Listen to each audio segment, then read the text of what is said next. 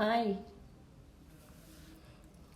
हम जो कुछ भी करेंगे पूर्ण निष्ठा, पूर्ण आस्था से, तन मन भूल कर करना चाहिए, वरना एक पत्थर यानी एक मूर्ति के सामने दूसरा पत्थर बैठे जैसा होगा। यह सब केवल समझना काफ़ी नहीं है, क्योंकि केवल संगीत का अभ्यास करके संगीत सीखने का कोई उपयोग नहीं है। वह संगीत हमारे गले से भी आना चाहिए।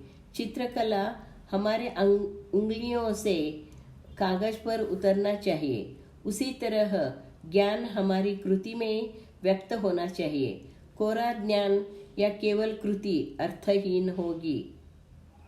इन दोनों का साथ होना आवश्यक है, क्योंकि सिर पकड़ना न जानकर कमर पकड़े तो सांप काटेगा ही। बैरी को मारने जाकर उसकी वीरता से डरकर उसके पैरों में पड़े तो वह तलवार से मारे बिना रहेगा क्या? शिवचरण न जानकर नरकवासी भेड़ों को क्यों पूर्णता का ज्ञान मिलेगा? जो परिपक्व नहीं, केवल बात से क्या ज्ञान मिलेगा? निकाय मल्लिकार्जुना। अतः पहले ज्ञान पाओ, ज्ञानी बनकर कथनी और करनी में एकता लाओ। ज्ञानी बनना आसान नहीं है, क्योंकि कोलू में फंसा तिल दुखे बिना तेल छोड़ेगा क्या? काया में फंसा जीव दुखे बिना इंद्रिय उनको छोड़ेगा क्या? भाव में फंसा भ्रम दुखे बिना विकार छोड़ेगा क्या? इन्हें जाने बिना ज्ञान लेप नहीं। निकलंक मल्लिकार्जुना। वैसे संसार में बिना कष्ट क्या मिलता है? काम करोगे तो पैसा कमाओगे, खाना पकाओगे तो मुंह में निवाला पड़ेगा, खेत जोतोगे तो ही फसल काटोगे। जब जागा वही सवेरा होता है। अतः समय रहते जागो। स्व को पहचानने के लिए प्रयत्नरत रहो। सफलता देना न देना यह उस शिव परमात्मा पर छोड़ दो। गधा क्या जाने कर्पूर की महक, सर्प क्या जाने श्रवणोक्ति, कुत्ता क्या जाने सुभक्ष का स्वाद, मक्खी क्या जाने सुगंध, जन्मजात बांझ गर्भवती होना क्या जाने। जग में वृथा काल हरण करने वाले मिथ्यावान को तत्व शुद्धि के बारे में क्या बताएंगे? हम बताएंगे तो नित्य रुद्र होने पर भी वह नरक पाने से नहीं चूक सकता। निकलंक मल्लिकार्जुन देवा। गरुड़ विद्या जानने पर सांप का प्रेम ही अच्छा है। तृप्ति को जानने पर भूख का साथ ही अच्छा है। विकार जानने पर काल व्याघ्र का संभाषण ही अच्छा है। अपने को जानकर आप में मिल जाऊं तो आपका साथ ही अच्छा है। निज निकाय मल्लिकार्जुना। अतः हमारा आप लोगों को संदेश यही है कि वृथा समय न गंवाओ। नर जन्म मिला है तो इस जीवन को सार्थक करो।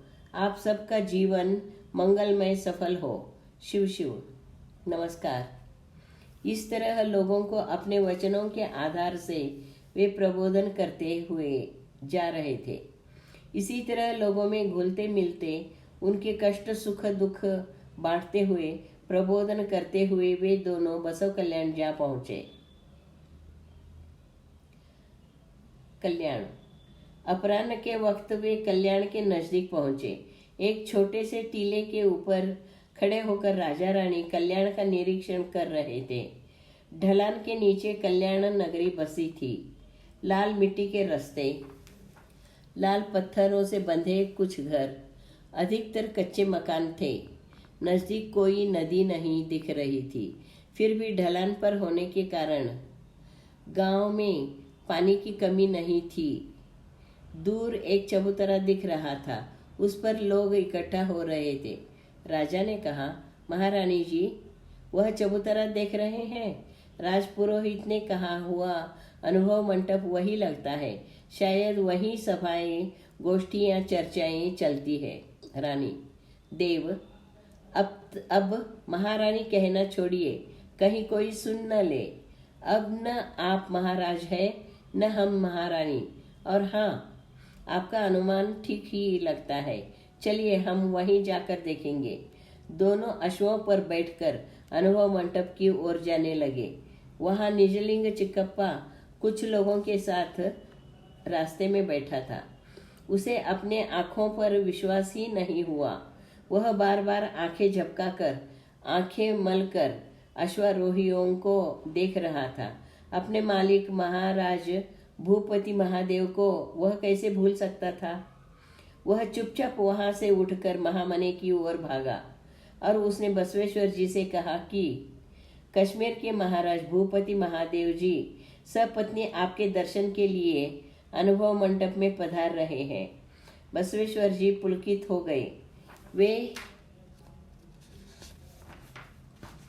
जल्दी से चन्न बसवण्णा के साथ अनुभव मंडप में आ गए। वहां हड़पद अप्पण्णा, मडिवाळ माचीदेव, नूलिये चंदಯ್ಯ, कक्कಯ್ಯ, बोम्मಯ್ಯ, हरड़ಯ್ಯ, मधुवरस आदि शिवशरण थे आए हुए थे। उन्हें महाराज भूपति के बारे में कहा और वे सभी बसवेश्वर जी के साथ राजा के स्वागत के लिए आ गए। उन सबको देखकर राजा रानी अश्वों से पाय उतार हो गए। चिक्कಯ್ಯ ने भागकर आकर राजा रानी को वंदन करके उनके अश्वों को संभाल लिया। राजा रानी दोनों की ओर बढ़े। राजा रानी शरणों की ओर बढ़े। राजा ने चिक्कಯ್ಯ की पीठ पर थपथपाया। क्रूर दानवी लगने वाला चिक्कಯ್ಯ अब शांत, सज्जन, सत्वगुणों से भरपूर लग रहा था। गंगा देवी ने भी देखा। उसकी क्रूर आंखों में शांत भाव था और वह भयानक चेहरा सौम्य भाव से चमक रहा था। यह देखकर राजा रानी दोनों बसवेश्वर जी के कायल हो गए।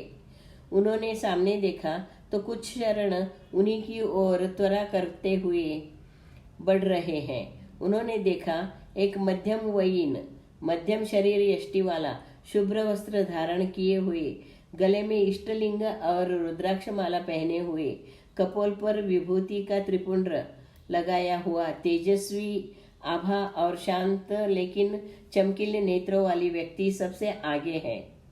राजा रानी ने समझ लिया कि हो न हो यही बसवेश्वर जी है।